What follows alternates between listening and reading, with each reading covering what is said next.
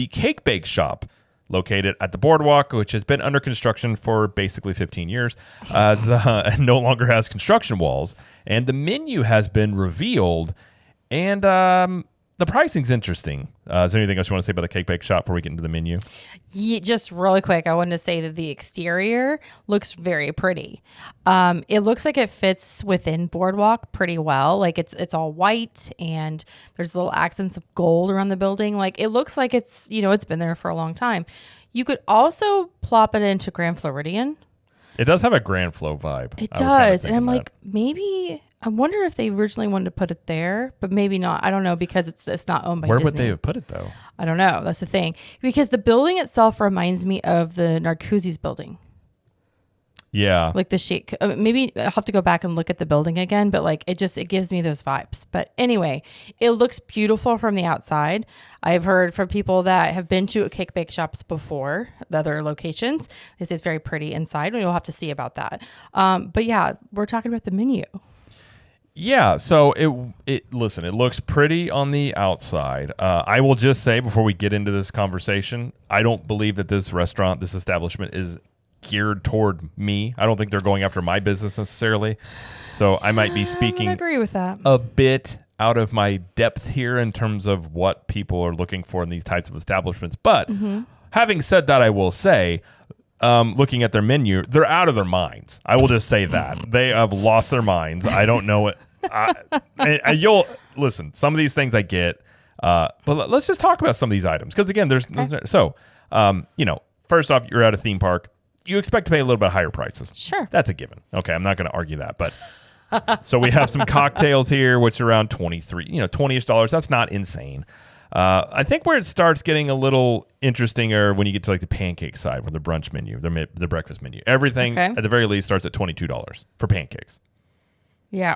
Not all you can eat, I'm assuming. I'm assuming those are just straight up. So I was like, that's okay. Let's look at the quiche, croques, and croissants. Uh-huh. A croque monsieur is $32. Can't you get one of those in Epcot in France? You can also get it at Riviera for about, $20 cheaper. Right. Yeah, they want 32 for that. Yeah, they do. Okay. Mm-hmm. They do. Yeah. They do want that. Eggs, and now the one that stuck out to me, the egg sandwich. That got you. Listen, I eat eggs all the time. I love eggs, but eggs have a ceiling in terms of, and I get, like, you have a really good chef. They can do a lot of things with food to make it taste really good. I understand that. Eggs have a ceiling. There's only so much you can do with just making eggs. An egg sandwich is $23, and an eggs any style is $26. So I'm assuming that's maybe 2 eggs, maybe 3 eggs. I don't know. Either way, I can buy like 3 giant things of eggs for that price if I go to my local Costco. But classic eggs Benedict's is $34. Crab caked egg Benedict's is $42. That's insane. That's and I'm going to assume you perhaps get 2. Now, Grand Floridian Cafe has really good eggs Benedict, and I believe you get 3. It's been a while since I've had there. 2 or 3, but I think they're $16, $18, $20 there, something like that. Still a little high, but not this high. And then you get into the sides, which the sides and the drink is where it gets really, really interesting here. So if you want a side of bacon, that's $8. Mm-hmm. Toast is $4. A cup of fruit is $9. All butter croissant is $12. And then even the kids menu, everything on the kids menu, no matter breakfast or dinner or whatever, it all is $18. Mm-hmm. Bacon and eggs, $18. One waffle, it says, $18. And then I know for the kids menu for dinner, you have like buttered noodles, $18. And then like if you want a burger or something else, it's $18. So more than likely, if you get a side and a main dish for your children, they're already going to be at plus $30 each. Yeah. For the most part. Yeah. Can we talk about lunch and dinner? Yeah, I was going to move on to that one because yeah. So there's a charcuterie board you can get. Now, obviously, this is meant to be shared. I have no comments about that, but it is $78 for a charcuterie board. No, God! No, God, please, no! I imagine people are going to just be yelling that they look at the menus. That I've never understood charcuterie boards to begin with because I've had Lunchables. So to me, I'm like, I grew up with charcuterie boards. We just didn't call it charcuterie boards. So here's the thing. I don't really care for like cheese. like Right. by itself, Right. even like that. I didn't really like Lunchables. I always ate it like the meat and the cracker and that's it.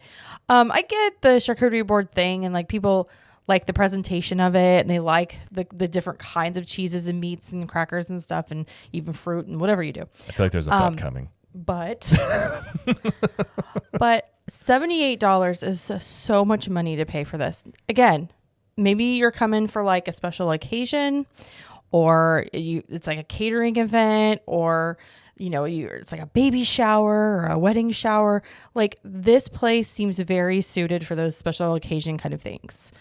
Or like a girl's lunch or whatever. Well, I think it also is catered to people who have just so much money they don't know what to do with that they're just like, sure, let's do this. Now, the one that gets me the most, and I think this is, again, bonkers. Classic burger with pommes frites, which I'm assuming are fries. Pommes frites. It's just a very fancy way to say fries. $32.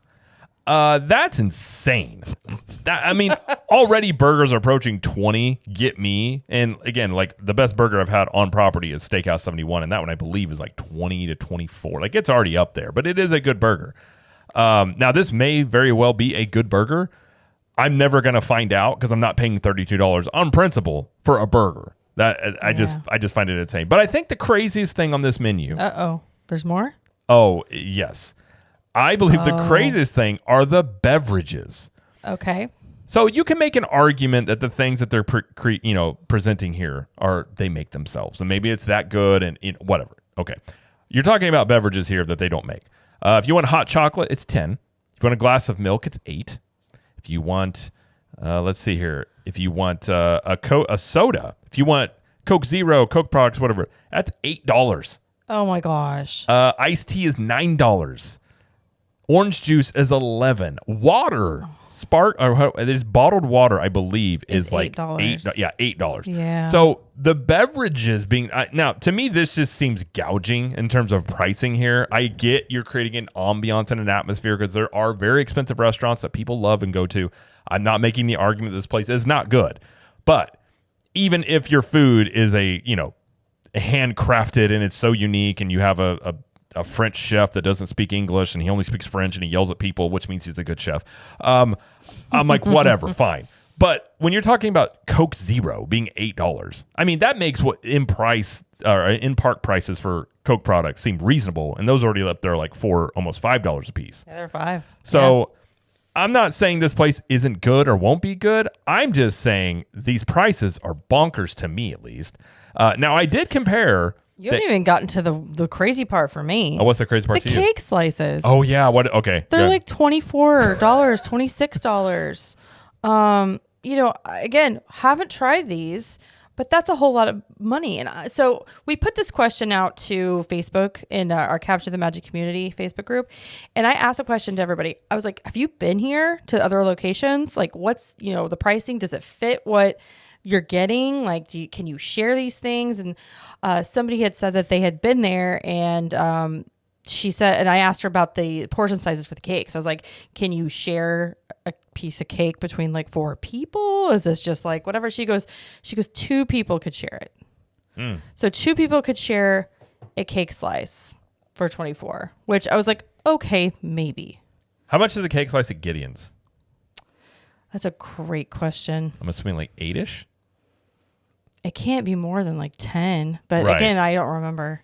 And that's not considered like $24. a pretty high-end bakery Delicious. shop, Yeah.